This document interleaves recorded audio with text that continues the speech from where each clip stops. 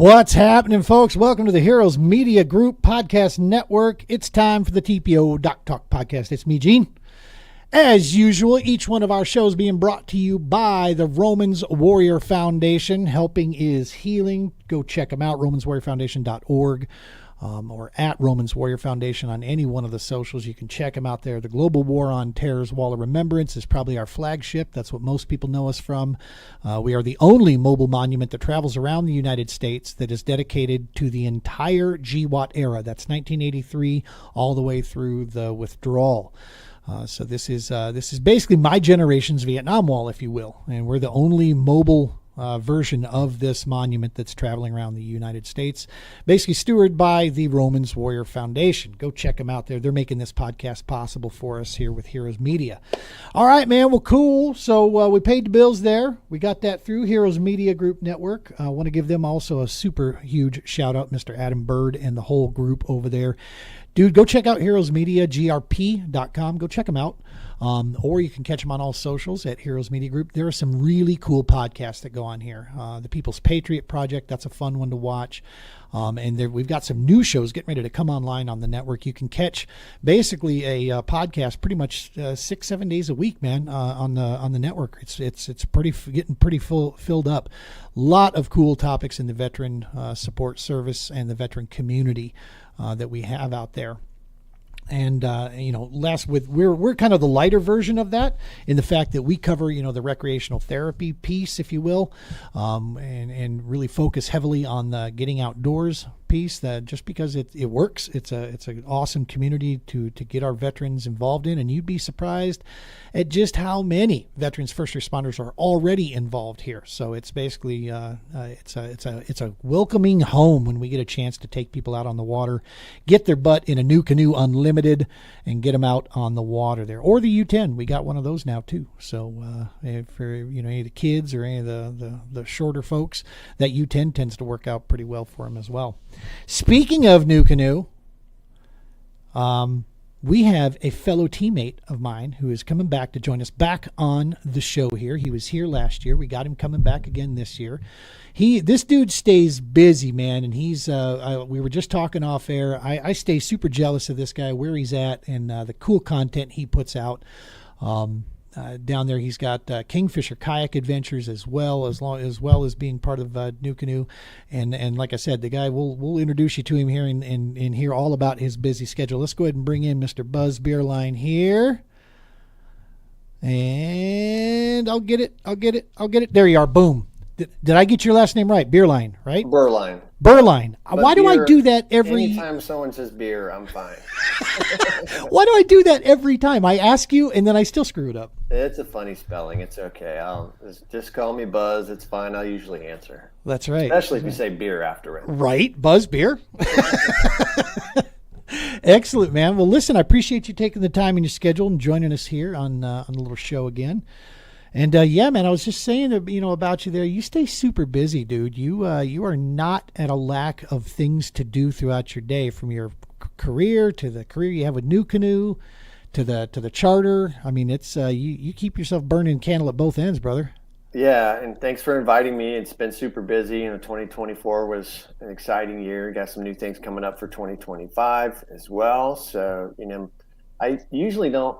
This year I didn't even do a recap. I think I was so busy I couldn't even do a recap of 2024. But, blessed to be part of the Nucanoe team, the national team, and being, helping my teammates out, or anybody in the kayak industry, quite honestly. We talked quite a bit beforehand about that. And, this year I had a pretty good tournament season. I try to stay in the state mostly. I don't travel because of my job. I don't travel so much outside of the state of Florida.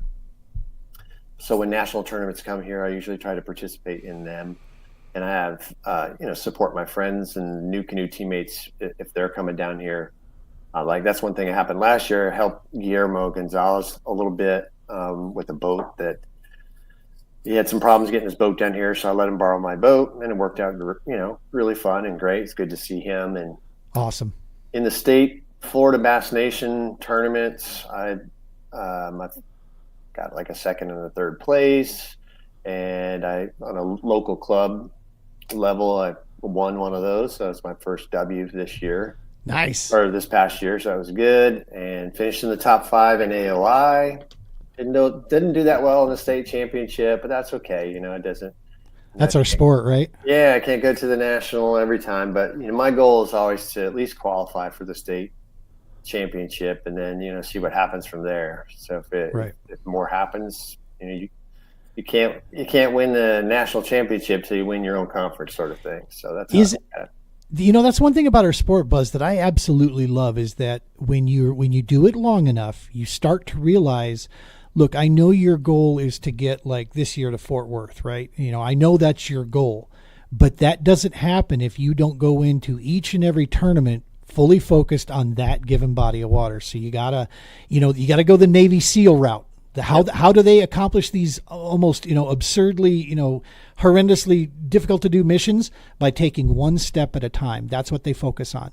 Get to the next step, and that's where you go. That's how you accomplish big things, is by taking the little ones down effectively, Yeah. And even if it doesn't turn out, I'm fine with that. I'm doing this for a lot of fun and that sort of thing. So, actually in 2024, I didn't catch any giant fish like I did in 2023, but I caught some big ones, but I was more consistent, but I didn't catch quite the size that I liked. And honestly, it started.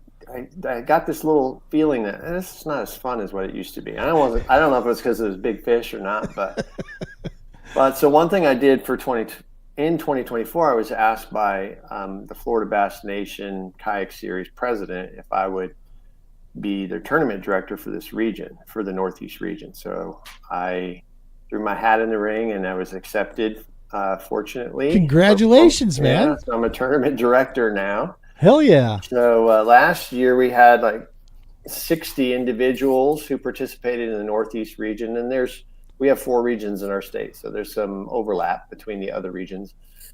And so our season's already started. So that's exciting. We had a tournament at Lake Panasoffkee, and the weather is still nice. Today the low was in the 30s and in the 50s, and we're still catching a lot of big bass out here. So it's really starting to heat up. Some good news for us that pre-spawn is here, and in South Florida they're already spawning. So wow. Yeah, it's fun. I caught my first fish yesterday or day before at New Year's Day. I caught my first fish off a bed in 3 hours south of here. So I live in Gainesville, and so it was in Indian River County. Don't want to give up the lake. Gainesville, huh?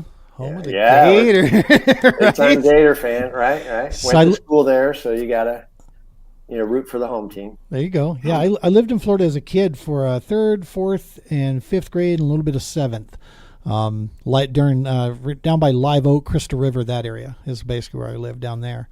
And that was so we remember the state battles between the Gators and the Seminoles. The Hurricanes really weren't. Yeah. I mean, they were there, but they weren't in the conversation back in those days. It was FSU and University of Florida. That was it. That was the big rivalry there. So yeah, for sure. And that's one reason why my Kingfisher Kayak Adventures logo it's a kingfisher, my favorite bird, but it is orange and blue. So I was going to say, I see that. Yeah, I'm looking at it. Yeah, there's some gator in there for sure. It's the exact colors, actually, because the exact colors of the gator, the orange and blue. So you're sitting here talking about spawning fish. We've got fish that literally have just got their parkas out and they're settling in with some hot cocoa, for the winter, blast that's about. Because for Colorado, we can usually stay fishing November, December. Like we got like this oddball, literally over Veterans Day weekend. Of course, we had a huge event planned that weekend that we had to delay one weekend, but we got like this snowstorm blizzard that came in that we haven't seen the likes of in like 30 years, literally. It hit us, but then it was gone 2 days later. Every bit of snow melts. But for us, the snowy and cold time is January, February, March. Those 3 months, that's when we get, even in the foothills and down on the, lowlands here, we get slammed usually pretty well during these months. And so, and you're over here, dealing with bedfish. Oh my gosh, so jealous. I keep talking to Yeah. the wife. We gotta, 3 months of the year. Let's get out of here. Sure, you should be a snowbird. I mean, you could run great shows. I mean, That's what with I'm all the thinking. people down here, and yeah, I'd be happy to host you somehow. Hell Whether yeah. it's helping you find a place or since I'm a real estate agent, if you want to get a place down there, I'm happy to help you purchase. Yeah. Yeah. That's what I'm saying. Guide you. Find a little condo down there. Hell yeah. Yeah. That'd be perfect. Someplace that's easy that we can Airbnb out otherwise. Yeah. Heck Place yeah. for your trailer or whatever. Yeah, Yeah. I love it. Yeah, Yeah, it'd be just great to see you down here this time of year. 2 days worth of long driving probably is all it would take, and we could be there, and I'll fly. She doesn't like the long trip, so I'll just fly her in. I'll bring the cat. Yeah. Down we go. Smart move, man. Heck yeah. Well, cool, man. So we've got plans there. I like that already. But so talk to me a little bit about let's talk and introduce the folks more. Let's start with you. You are a real estate agent. You've talked about that. How long you been doing that, man? Only about 4 years. Prior Okay. to that, I was in the zoo and aquarium industry. So I was What? Yeah, so I grew up, from college until just right before COVID, or basically when COVID hit. So I had 25 years in executive leadership in the zoo and aquarium industry, and You're like the first dude I've ever heard. That's awesome. yeah. So if you want to know how to wrangle an alligator or venomous snake or something like that, it can help you out just in case one gets in your boat. I can help you get it without shooting a hole through your boat. I was gonna say, yep, lead's flying, Buzz. Yeah. Son of a... We're gonna test that open bailing capacity on the unlimited real fast. Yeah. So I mean, I still love it. That it was all centered around connecting people to wildlife or connecting people Hell yeah. to the outdoors, and that's when we moved back home, taking care of my mother-in-law who has dementia. And when I say home, it's where I met my wife here in Gainesville. I went to school here, and her hometown is here. And so we decided to move. I was in Toledo, Ohio. We moved back. Good move. To the Gainesville. Good move. Yeah. I mean, outside of Lake St. Clair, but that's nice there. But Right. yeah, I met some great people in Toledo. But my wife's a Florida girl. The weather is really tough there for her. Right, So I bet. we moved back, and COVID kind of evaporated all the jobs in the zoo field that were potentially there. I mean, literally, Wow. I had interviews, and they're just like, "Nope, sorry, we have no idea. We have no idea when it's going to open back up." So we had some connections in the real estate world here. So I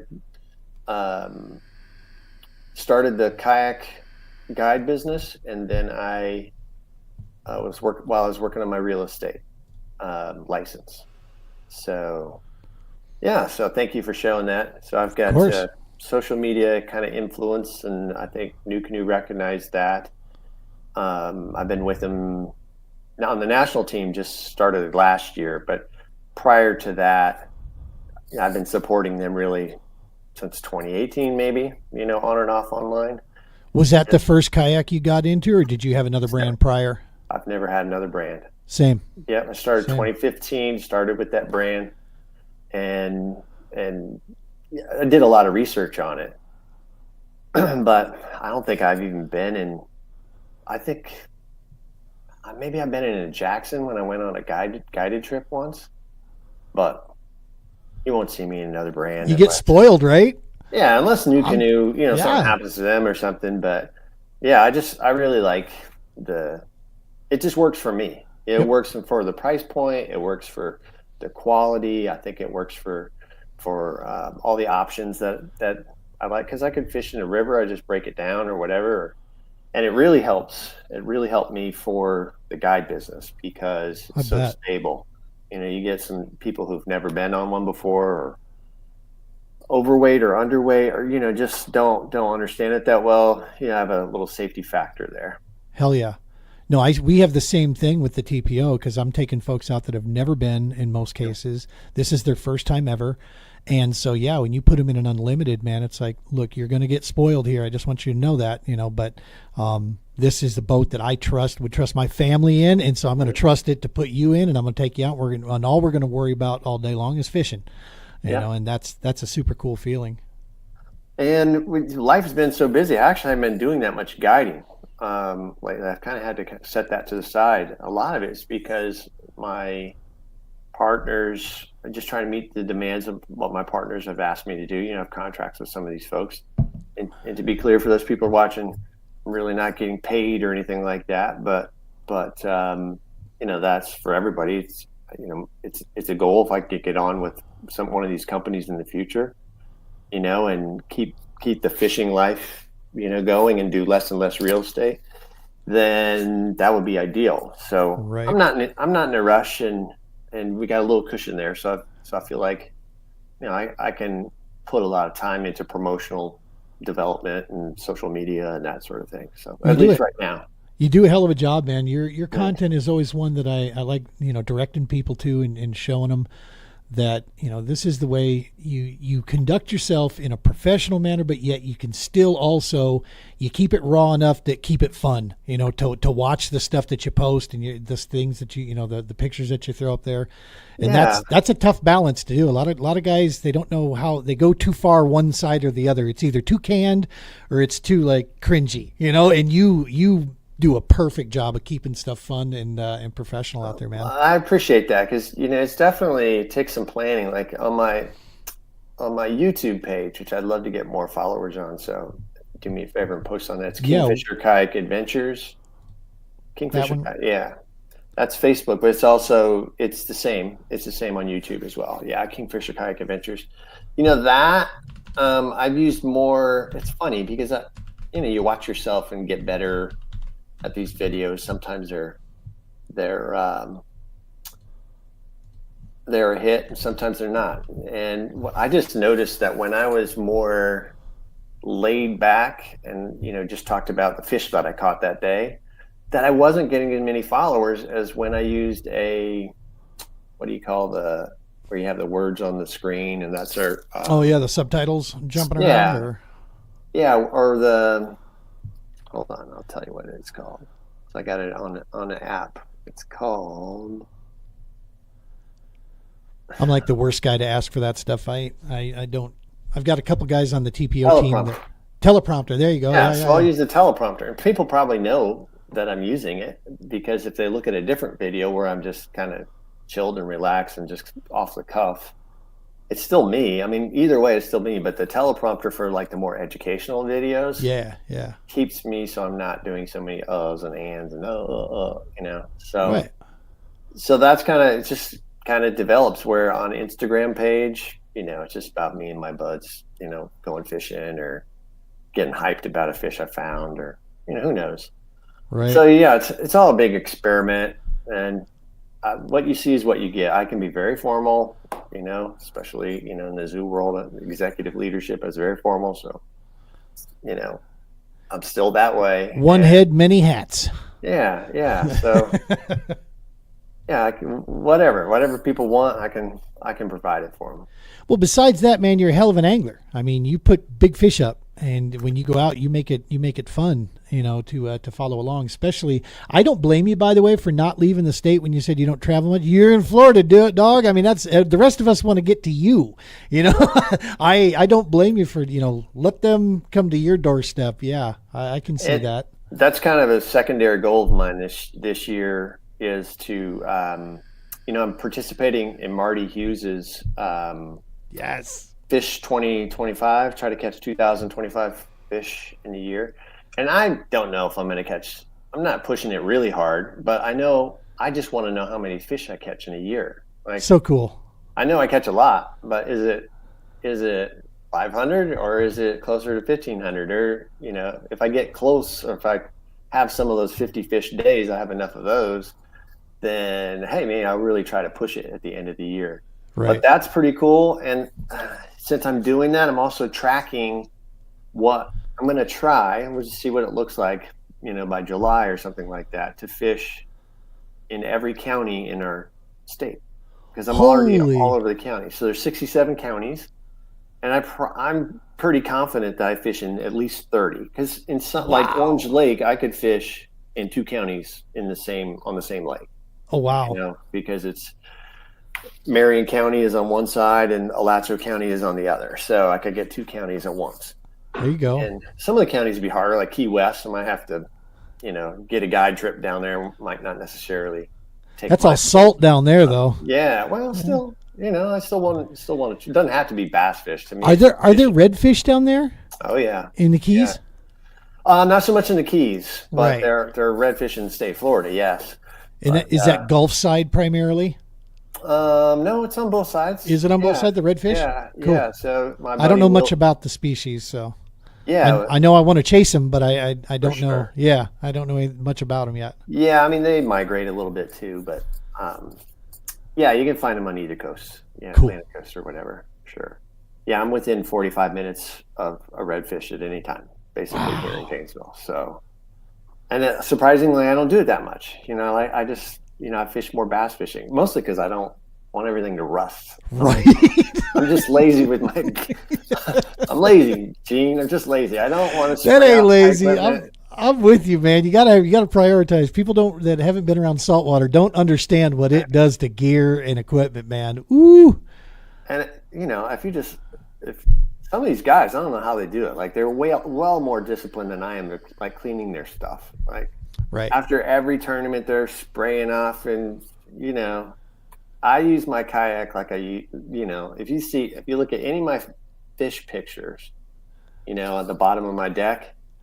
You're like, God, I think maybe wash it once a year, if I'm lucky.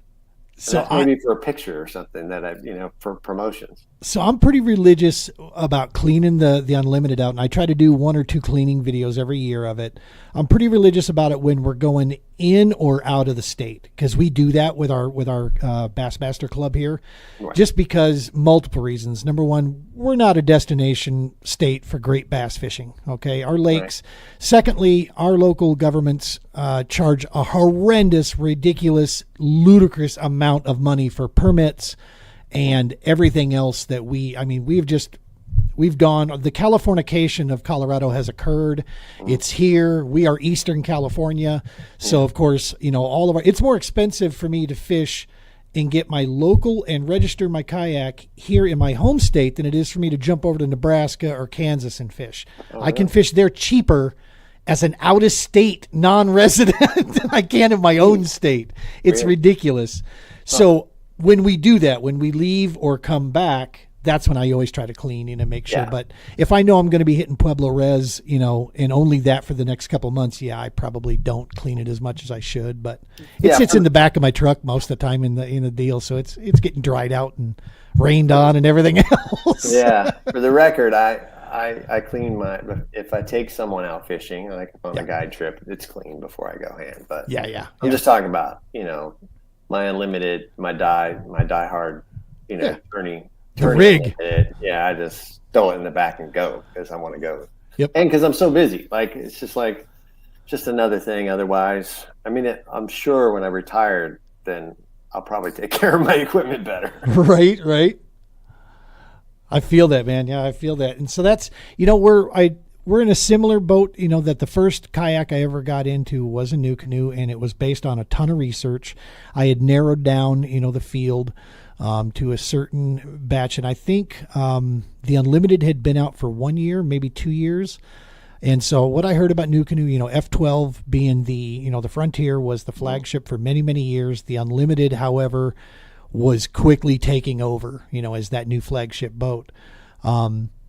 And so we did a stability, price point, and company.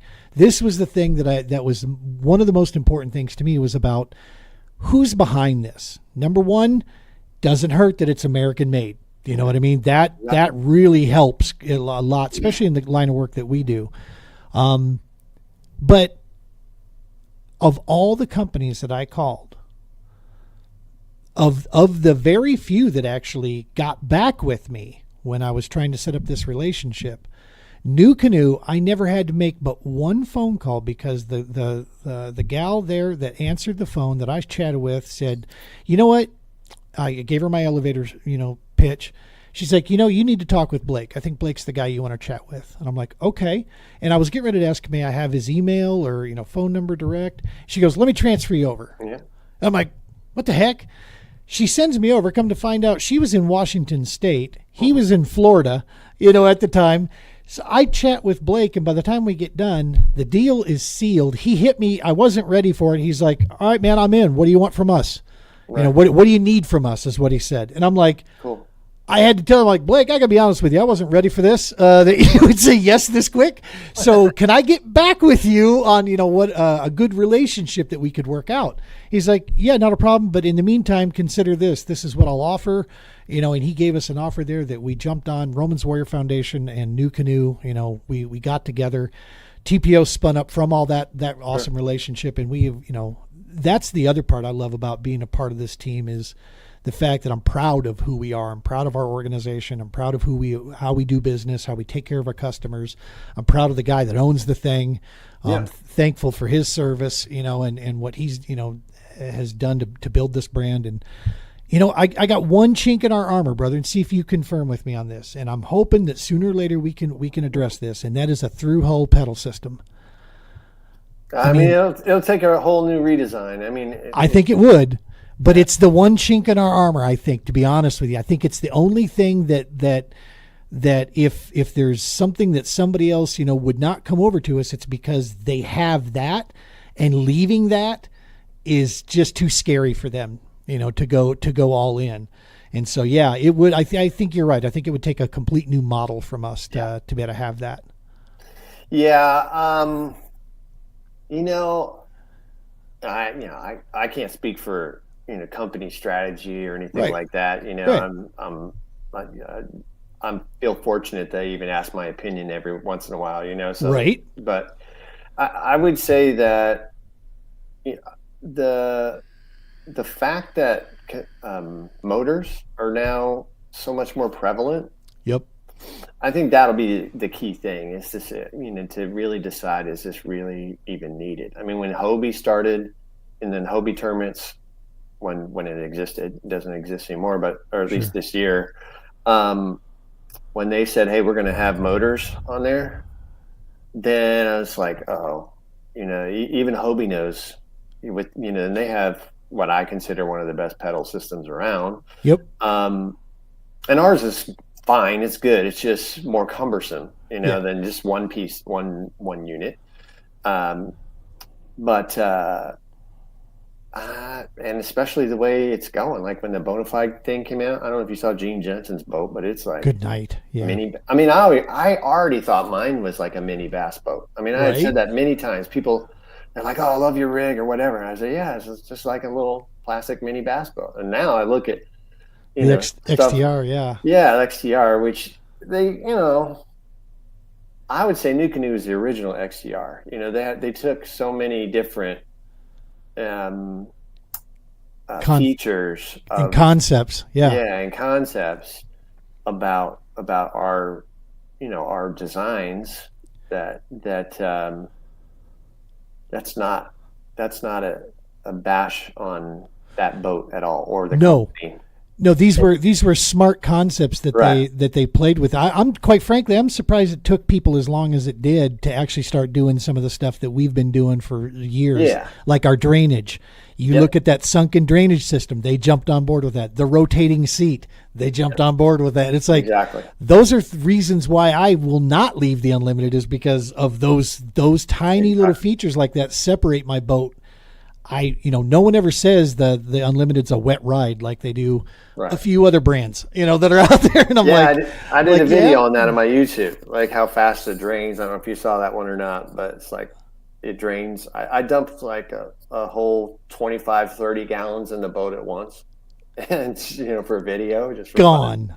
Yeah, it's gone in less than 10 seconds. So, and that's on the water. So it's not like on the land or something like that. But, so one of the things people don't realize is if you look underneath our boats and look at the way our hull is designed, it's designed to create, while the boat is moving, it's designed to create this self-bailing capability through like the Venturi effect, so that as this water passes by, it creates a suction that pulls. Now, I'll be honest with you. Up to last year, I was aware of that with my two rear. You know how we have three in the back? Mm-hmm. The two rear is what I would usually pop when it would start raining, or if I was in super big chop where I was getting water over the bow. I'd pop those two in the back so that every time I moved, the water would come from the bow all the way to the back and get sucked right out. Well, this last year, I can't remember what the situation was. Oh, this was before I lost my weight. So here I was, Fat Gene at 255, and my gearbox, my black pack had actually pushed forward and my battery had pushed forward. Well, I got myself in a position where I couldn't get to those scupper holes, and I was taking, water over the bow in some pretty big chop. Well, I looked down straight beneath me down there, and there's my transducer, scupper. And I'm like, what the heck? So I popped it. It did the very same thing, dude, right from that. As I was driving, now I will say this, it didn't get the water that was behind. Right. But any water that was coming over the bow was literally, I just watched it in my rails just go zip down to like nothing. I'm like, oh, well, this is not just here. I can do it here as well. Yeah. Talk about a cool feature just to keep you safe out there, Yeah. And I think that's from my... I have some history now with Nucanoe. They really have led the way in terms of the design. They have, they hit it out of the ballpark a lot. Not every time. There's like any kayak, there's things in the manufacturing process that maybe could be better, but they listen to their customers and they listen to the team, and they actually make changes. They don't just say, oh, well, we're not going to, and the fact that they can make changes is because they make this product in the United States that can be more flexible and make it faster, or make, a version 2 of an accessory without having to purchase, 2 train loads full. Right. Like some of these other companies do, where they make them really cheap in China and they bring them over here and, they sell them out of, whatever warehouse. Right. So agreed. I think that's a real benefit. And, as a small business owner, I'd like to support, United as much as I can, companies that, I have an appreciation for it because I'm a small business owner. So agreed. You support USA brands when you can, and, it's a good fit. So it's been a great fit for me, and I'm so grateful to be on the team. I hope they continue to keep me on there and I can continue to add value as much as possible. So with Kingfisher Kayak Adventures, by the way, we'll throw that back up there with this group. Do you find this? I want to ask you this. Something that we find, and I'm curious if you find it with your folks that you take out, when you take them out and you put them in an unlimited, and let's say this is an individual who hasn't really been, they love to fish, they love outdoors, but they haven't really been involved in kayak fishing. By the time they get done, how many of your customers are sitting there looking at the thing going, how much something like this right here run me? They're sold on the unlimited at that point, right? And because they know what they just had, they know that experience, and they want that again. Yeah. Every time, like 9 out of 10 times I get asked that. Yep.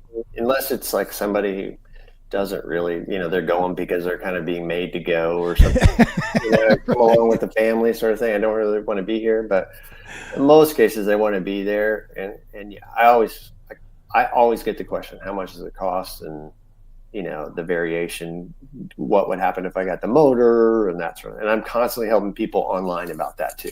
That's cool. It's mostly through the chats, both the Nucanoe chat as well as others. And it's really nice at that point to be able to, it helps me, but it also helps them too, to send them to one of my videos at Kingfisher Kayak Adventures on YouTube. Like just yesterday, that somebody had a question about putting stickers on the Unlimited. Oh, there you go. And I've got a whole video about how to do that correctly. It could be on any boat. But. I think I actually followed your step-by-step because that video's been out for a few years. Yeah, yes? It's been a couple of years now. Yeah, but it's still one of the most popular ones, and people. That's what's cool about it is like it's. I found a problem, not a problem, but I guess an issue. Solution. Yeah, I found an issue that somebody might have a question about, and it still gets a lot of hits. So happy to if things change, like if I had a new way to do it, I'd update it, but. It's still the same way I do it every time. Do you find also that for the experienced anglers they're experienced kayak anglers, that one of the things that our boats offer that I saw from day one is we really cater to that DIY mind for the person, the angler, the guy or gal that really enjoys tinkering and trying different things out. You said this before, which I absolutely agree. You can swap out your setup for any type of body of water within seconds, man. You know, I mean, you can create things as module or as static mount as you want, and it's such an open canvas. But I always found that it seemed to be around the Nucanoe world were the good wrenches, right? You know, the midnight mechanics that really like to get into that stuff. Have you seen the same? Oh, for sure. I think it's really the platform to do that with. Like you're not being made to sit in a particular spot, you know, or you can do it your way. The customization of I mean, yes, you can customize every boat out there, right? But I just think that the Nucanoe Unlimited and the U10 now, and even there, you know, the Flint is still very, very malleable. Like, I don't know if that's the right word, but you can really have, if you like options, you don't even have to be a DIY sort of person. You like to have the option of being able to do it. Like, like if I really wanted to take it in, you know, in the ocean or whatever, I could do it. You know, just having that is, you know, I don't have to buy a second boat, or I know if I want to take my wife with me, I just have to change. I could add another seat. You know, most other kayaks, you can't do that. So dude, that's a great point. The fact that we can run, you know, tandem with literally very little else involved.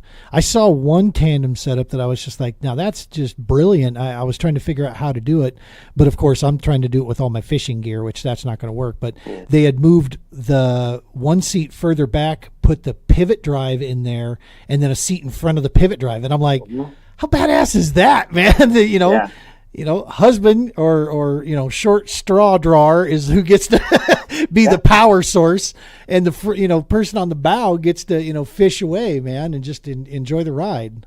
You know what? One of my colleagues in the Northeast region, I mean, that's a major reason why he bought it. It's because he's got a couple girls that he wants to take fishing every now and then, but he uses it as his tourney ride. So, you know, and he doesn't have to buy another boat. So it is really, I think it's the best option for that person, and price wise. Like, I was gonna say, price point, you can't beat that, man.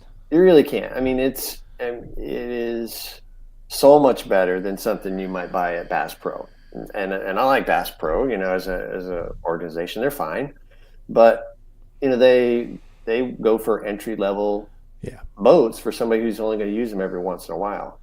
Where, hey, you have more options with the Nucanoe. You don't have to pay $5,000 for a boat. I mean, you can if you want that option. You can put accessories on it until you get to $10,000. Like, I'm telling you what, I'm looking at since Motor Guide kind of is now there's a lag in what Lowrance is going to be doing here with available motors.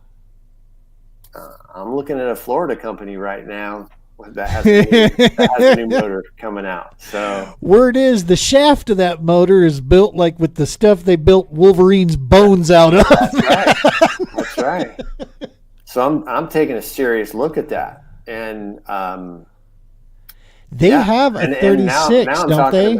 Then I'm talking about they have a 36. They have a 36. The new 36 just came out. So and it's the same price, though.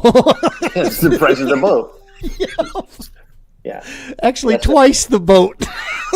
This is JL Marine or Power Pole has the move. That's a 36. It's a serious consideration for me because it's a 20. You have run on a 24 volt, and it has more thrust. Yeah. So for Florida in particular, getting through the weeds, I could see that. It's better. So no disrespect. I've had Motor Guide for years, so no disrespect to that. I think it's a fine motor, and I'll have it until I can afford the move or something else.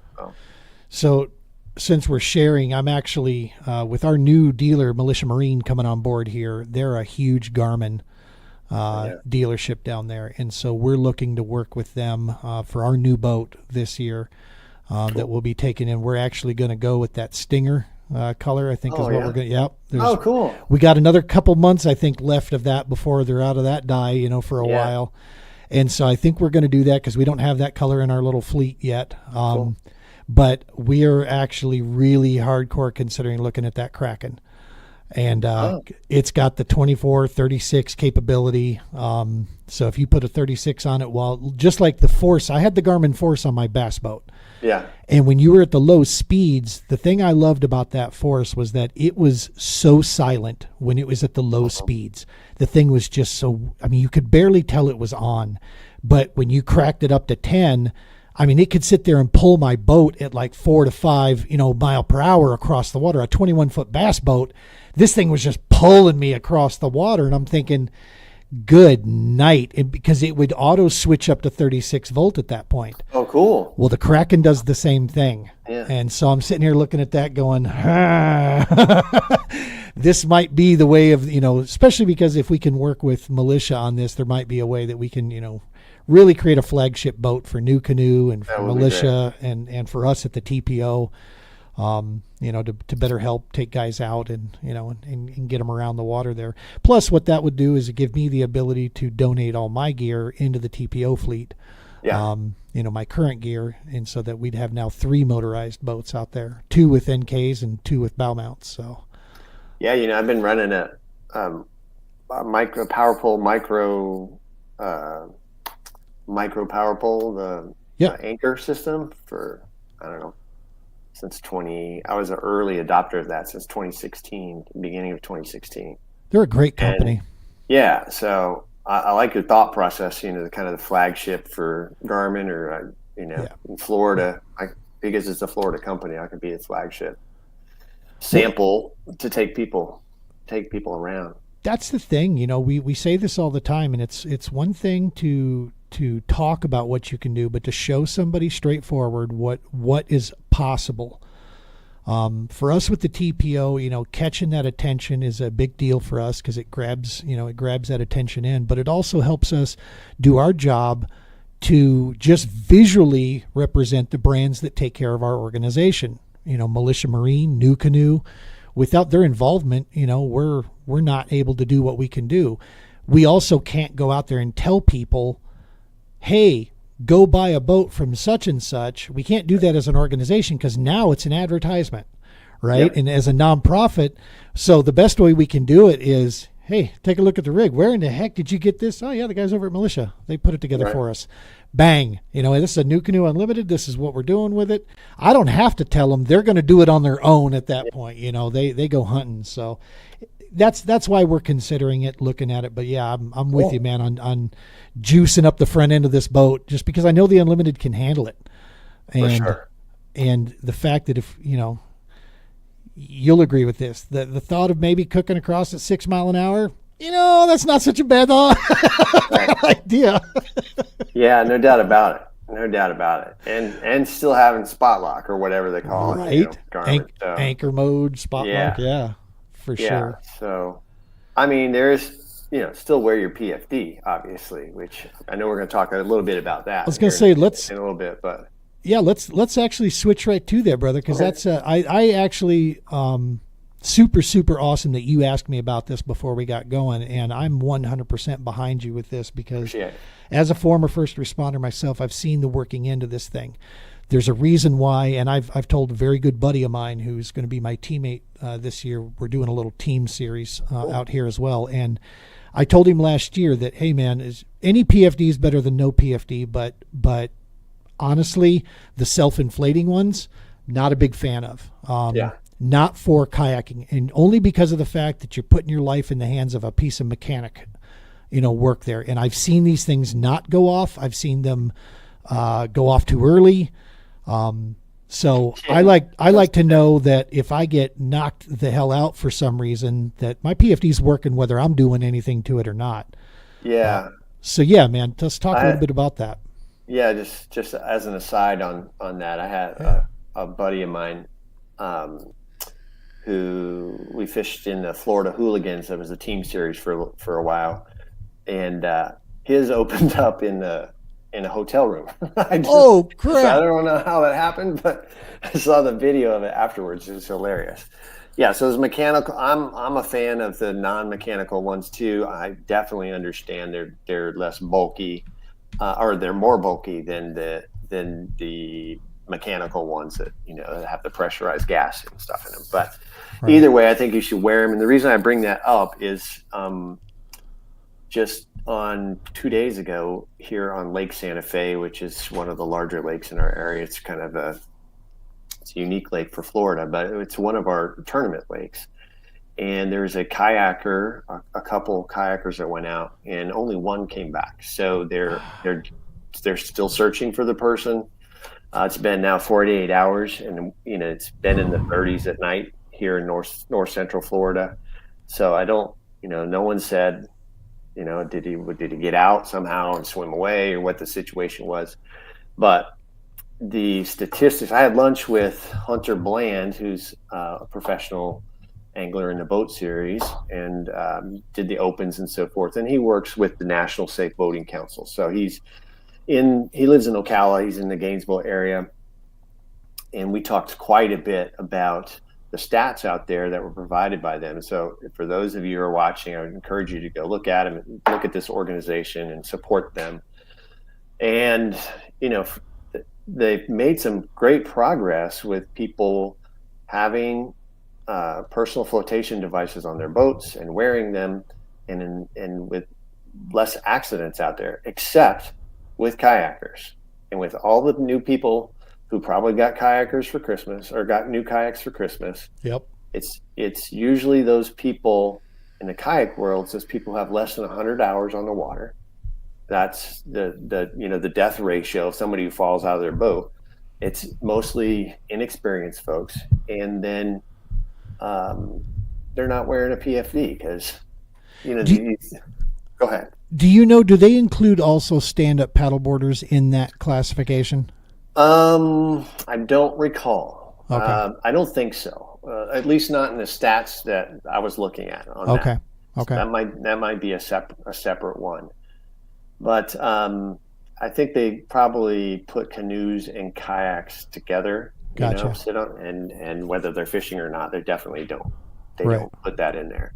But it's these people overestimating their ability on the water. Yep. And look, I've had thousands of hours on the water, and you're going to see me wear one every single time. Every time. Because you could have a medical issue, or you could accidentally, some weird thing happens and you hit your head, and if you're unconscious and you don't have a PFD on, you're definitely going to die. Like, you're definitely going to be in hot water.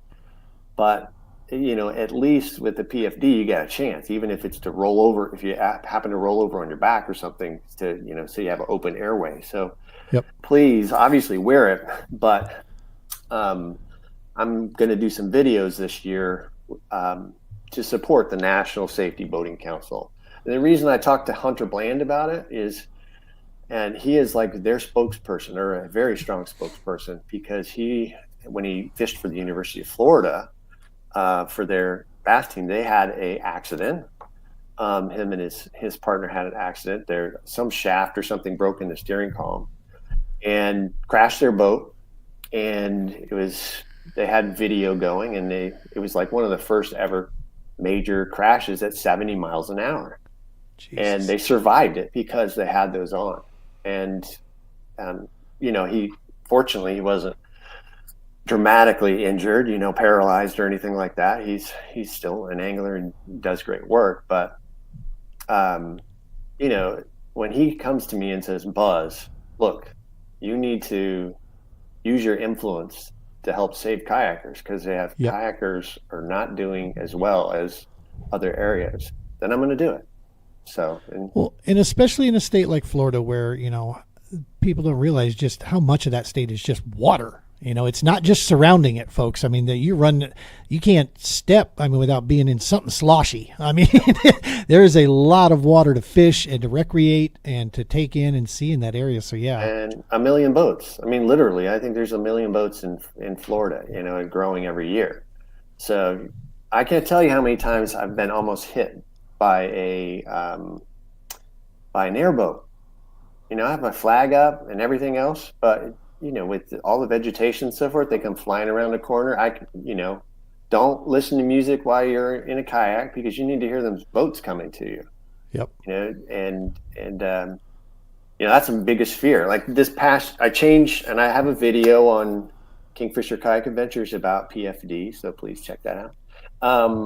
Just the ones that I've used. And this past year, I'm using one that's bright orange because same. I just want, it's not a fashion statement, although I do like orange and blue because I'm a Gator fan. But we established that. Yeah, that's right. So I wouldn't, and not every, it's obviously bright. So because I want people to see me. There's just too many boats out there, and it's not worth it. Catching a big fish, it's not worth getting hurt or run over. Just watch the qualified captain every once in a I'm sure they've seen them on social media. The qualified captain of how many people are. Alcohol has a lot to do with these accidents. Oh man. So, So I hope that people take it seriously, especially if you got your kayak and you're watching this podcast, which I hope you do, is get a PFD. Wear it every time. Honestly, there's no excuse. I mean, there just isn't.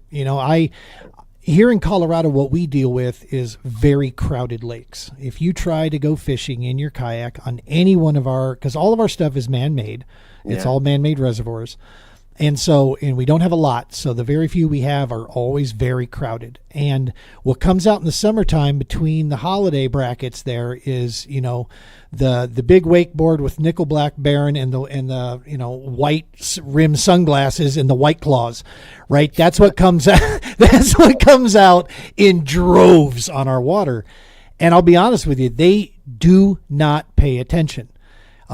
We've had so many instances of just missed, near, hits from kayak anglers watching these wake boats that are just not watching us, or they don't care how close they get. Yeah. And they drop a 4 or 5 foot wake on you that nearly throws you overboard. It's a real, serious deal. And talk about great minds. I've run my PFD, my Chinook. I've run that for 3 years now. And it's got some unsightly stains and it's gotten pretty old. I've put it through the ringer. So this year we're getting another PFD, and I went with also Hunter Safety Orange. We went that route with the reflective, on the back of the Chinook, and that'll keep you bright, keep you seen out there real easy. Yeah, I mean, I think Kayak Angler magazine, the hottest post for them this year was where their kayaker, a jet ski tried to dump a kayaker. I think that was a big hot one, and they start yelling at each other and that sort of thing. Yep. And everybody watching this, if you've been on a kayak, you've probably had some sort of, issue with some boat getting too close to you or going through your fishing spot. And look, you're on a plastic boat that doesn't go very fast. You're at a disadvantage. Yep. I have a very strong memory of being on Lake Santa Fe and having a pontoon boat run right through, seriously, like 30 feet from me, right through my space. And they were drunk, laughing or whatnot. And I smarted off to them, to be quite honest. It was the dumbest thing I've ever done. And because you just never know, like, right. It could be packing, and there's no way I'm getting away or whatever. So after I smarted off and then they, returned smart aleck comments back, I just shut up because look, it's just not worth it. Just go out and enjoy yourself. Have a great time. Get on your Nucanoe and enjoy the lake. And don't get so serious about yourself or what people are doing with your fishing or whatever. What I actually learned is when some of these boats go through, they stir up the plankton and whatnot. It's sometimes better for the fish. So I started thinking like, oh, well, they're ruining my spot. Not really. They're probably helping it. It's just all the attitude that I took into it. Yeah.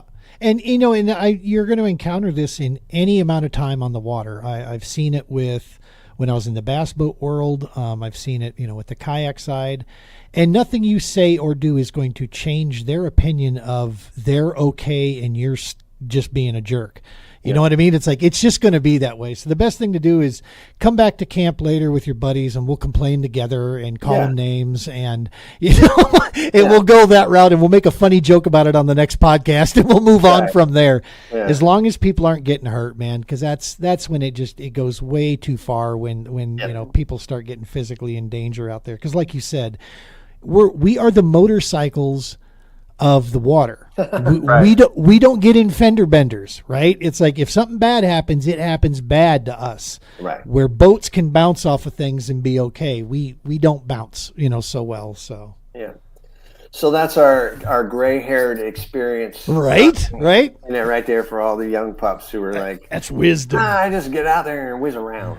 So, well, what I love seeing, I don't love seeing it, drives me nuts internally, but I see this and it's all over the place. Is the rule is you got to have a PFD on board, your stand up, your SUP when you're out here in Colorado, right. and putting your bikini or Speedo on and running around with your dog on the SUP is the big sport out here. That's what everybody loves to do on our waters. Well, I love seeing the fact that what they do is they end up bungee cording their PFD to the nose of this thing. And I'm just like, and when you fall off and the SUP goes that way, how exactly is that going to help you in our 55, 60 degree water? Because that's about as warm as our waters get out here. We're cold water area. It's like, yeah, dog, I don't know. It's kind of silly. It's like having the helmet tied to the back seat of your motorcycle. Right. Why even bother? Why buy one? Your seat's protected. I'll give you that. Exactly. Well, listen, man, I can't thank you enough for taking the time and coming on the show here and spreading some good news about this. I will tell you this, brother. I'm damn proud to be on the same team with you. I love what you're doing down there, and hopefully, as the time clicks off here, that we'll be getting a chance to get down that neck of the woods, and I'm going to be taking you up on that offer. All I got to do is just convince the wife that hey, 3 months is all we're looking at. Then we'll come back home here. Or start with 30 days. Right. And she'll really love it, and then it's I want a little bit longer vacation or whatever, and go from there. See, she is. I'm sure you run into this. So she loves the beach. That's beach and sand. That's her thing. Me, I could care less. I want fresh water. That's what I'm looking for. Give me lakes and rivers, man. That's where I'm the happiest. The beach, I can take it or leave it. I had it as a kid. Meh. But the fact is, if she loves it that much, then we got to be close to that. And then I'm okay if I got to drive a little bit to get to my fresh water. That's fine. Yeah, I don't mind driving to the beach. I mean, it's just the hurricane seasons down here. They just keep getting stronger and stronger. So I'm just like, I'm glad I live in north central Florida, mainland, where most people go to get away from the storms. I'm not to say, we had 2 hurricanes and my neighborhood got trashed this past year. We have a lot of trees in our neighborhood. We probably had 50 trees that went down in our whole surrounding place. We have 100 houses or something like that. So it's not to say you can't be damaged by it, but we don't have to worry about storm surge or that. I was going to say, you don't get the water thing that just absolutely annihilates communities. Yeah. That's the stuff that kills people, right? Or the numerous people. So. Yeah, for sure. Yeah, no, Florida is a great place. I'm going to be here till the duration of whenever God says I don't need to be here anymore and be up in the big fishing hole in the sky. So. And F1 strain, man, that is enough right there just to convince you why you need to be there. For sure. Yeah. Let me ask, what's your PB on the green ones? So Orange Lake, not this last year, but year before that. Now Orange Lake, it was recognized as the best bass lake in the state of Florida, better than Okeechobee and Ellesmere and everything else by Bassmaster. It's number 3 in the country and number 1 in Florida. And in 2023, it was 12 pounds, 12.97 pounds, 12.97. It was one poop from a fish away from a Hall of Fame fish. Actually, when I pull it out of the water, you take a big old crap. And I was like, oh. There went 3 ounces. I wanted to put it back in his mouth or something. Of course, I didn't do anything like that. But you can see it on the video. I grab it and he poops all over me. He's one dragonfly away from being a Hall of Famer, right? Hall of Fame. What'd you catch that thing on? Jig? No, it's a speed worm. No kidding. Yeah, it's a Magnum speed worm. Which, if you throw a Magnum speed worm around in Florida, you can be just fine. There's 2 or 3. A Senko, a speed worm, and handful of other chatterbait. You could do very well. Almost anywhere in the state. And it was a place I had never caught a fish before. I go in there every once in a while. I'm like, I get frustrated, and I was thinking about leaving, and I was looking off to the side. I didn't actually see the see it explode on it, but I was just reeling it in fast, like just at the under the surface.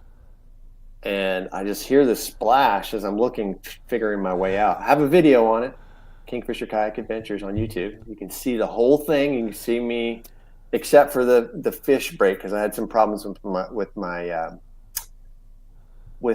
video. But I think it's an alligator, because I had actually caught a couple small alligators that were blowing up on top water. So it was very similar sort of splash and bite. Right. And he just went down in the hydrilla, and I pulled myself to it because it was stuck in there. So it wasn't going anywhere until I got close, and then it like zipped off a little bit. And even when I pulled it to the boat, I thought it was still an alligator because it's covered in hydrilla. Like I couldn't even, I was a little worried about putting my hand in there. I was going to say, you're not wanting to reach in there. Yeah. So I got it into the net, and then I just lost my mind. I don't cuss that much, but you hear a lot of beeps, and I had to censor the video quite a bit. That's awesome. Yeah, so check it out. You want to see what a crazy person does after he catches a almost 13-pound bass. That is so cool. I lost my mind. And prior to that, my biggest fish was probably, I don't know, six, just under 7 pounds. So, I doubled it, and I was like, wow. In one hit. Yeah. And that's the thing about Orange Lake. Like, it's a very fickle lake. You can go there, you can catch a ton of 15-inchers all day long and get frustrated or almost bored.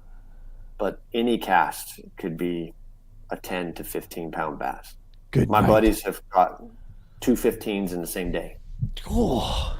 Yeah, so it's crazy. Dude, this is a crazy lake. Yeah, that's just, that's and the it's all stuff things 25 are built minutes on. from my house. Like, it's 20 minutes from my house. So it's definitely a favorite. All right. You sold me. I'm in, yeah, right? I just got to get the little lady to jump in on that. Well, if she doesn't like fishing, we'll find her things to do. There's plenty to do in Florida. Oh yeah. Send her to Disney. That's right. Well, listen, brother, again, thank you so much for taking the time. We appreciate you stopping in. And this time, let's make sure let's catch up again in a couple months here and see how the season's going. Especially congratulations again on the tournament directing. That is super cool. And we'll be tagging along as always and watching. And folks at home, make sure swing by. There's a couple things we want to throw out here. Number one, check Buzz on social medias here. You got Facebook and Instagram there both. But the big one we want to direct you to is Kingfisher here. Get over to the YouTube channel, give him a subscribe, smash that button. It's an easy deal that takes you just a couple seconds, and it's an awesome way to support folks on the good content. A lot of work out there. Yeah, much appreciated. And I always enjoy being with you, Gene. Thanks for having me on. I'll come back anytime you ever ask, man. Anytime. We appreciate it, man. Folks at home, make sure, just like with the Kingfisher there, hit that subscribe button with the TPO, the Doc Talk podcast from YouTube. That is our biggest deal. Any likes and follows, that's what keeps us going, man. And that's the best way you can support us, short of finding us that Coca-Cola sponsorship. That would be all right too. Yeah. We'll take that as well. There on the shoulder. Right? We'll stick around after we close out here, Buzz, and you and I will wrap up afterwards. Folks at home, you know the routine on this. Tight lines. Be safe.